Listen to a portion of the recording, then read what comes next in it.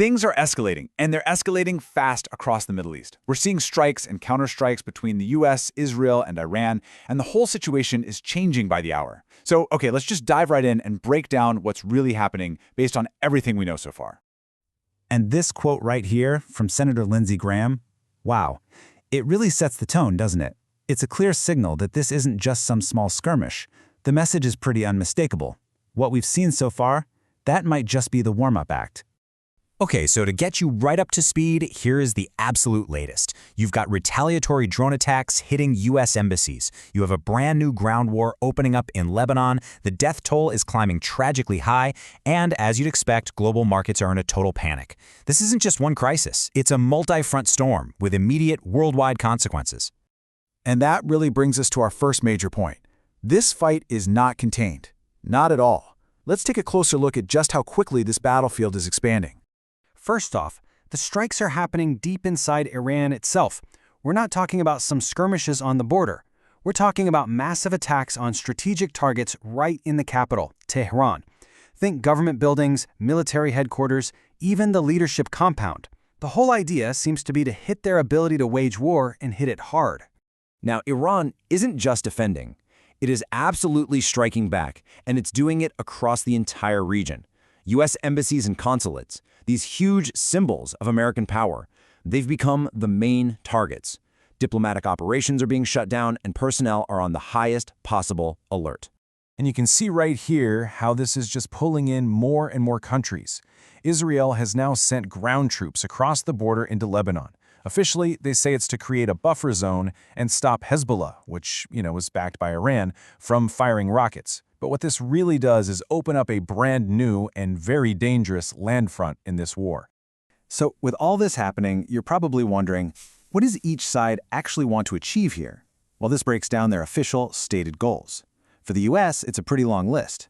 Everything from taking out missiles to cutting off money to other groups. Israel's goal is much more focused, right on its border with Lebanon. And Iran? Their stated objective is pure and simple retaliation, with one official promising the gates of hell will open. Behind all of these strategic moves and military targets, there is an absolutely devastating human cost. So let's step back from the strategy and look at the real people who are being affected by all this. I mean, just look at this number. 787 people killed inside Iran from these strikes. And that's according to the Iranian Red Crescent. It's a stark figure that really gives you a sense of the sheer scale of the destruction. And that cost is also being felt deeply by the U.S. military. The Pentagon has now identified 4 Army reservists who were killed in a drone strike in Kuwait. Captain Cody Cork, Sergeant First Class Noah Titchens, Sergeant First Class Nicole Amor, and Specialist Declan Cody. These aren't just statistics, These are people with families, with entire lives. And the tragedy just keeps spreading.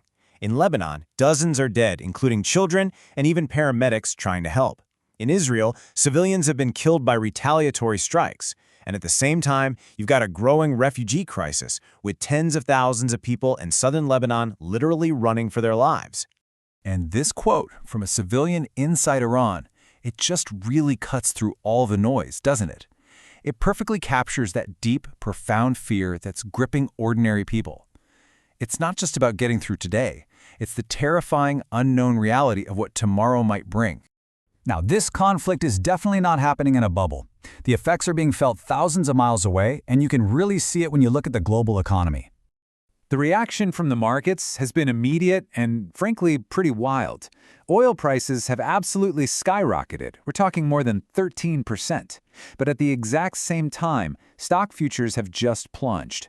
It's a classic sign of deep, deep anxiety from investors about what all this instability is going to do to business around the world.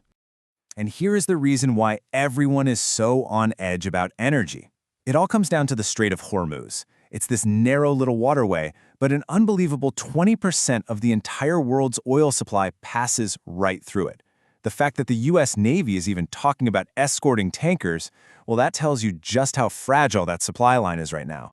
So all of this, it all leads to a future that is just profoundly uncertain. Nobody, and I mean nobody, seems to have a clear idea of what the end game here is supposed to be. And that leaves us with the most immediate and maybe the most important question on everyone's mind. How long is this going to last? Well, good luck getting a straight answer, because it really depends on who you ask, even within the same administration. You've got President Trump on one hand, suggesting the U.S. could fight forever, but on the other hand, his own defense secretary is vowing this will not be another endless war. That kind of conflicting message just throws more fuel on the fire of global uncertainty. So what about the rest of the world? Well, there's no unified front here, not at all. China is calling for everyone to just stop immediately and start talking again.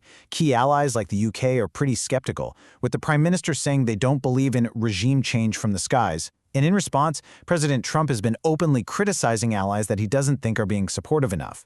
And this quote from China's foreign minister, it really offers a completely different perspective, doesn't it? It's a powerful argument for diplomacy that stands in total contrast to all the military talk, basically saying that force just creates more problems than it solves in the long run. And we're going to end with this. Because beyond all the global politics, beyond the military strategy, this is the real, fundamental question being asked by people on the ground inside Iran. It's about national survival. It's a question that just underscores the incredible existential stakes for millions of people who are caught right in the middle of a region that is truly on the brink.